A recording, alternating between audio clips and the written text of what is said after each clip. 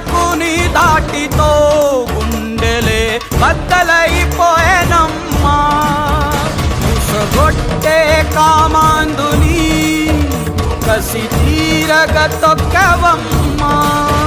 పుట్టుగడ్డనే ఆదుకొన్న ఆ అపర భద్రకాళి నీవమ్మా.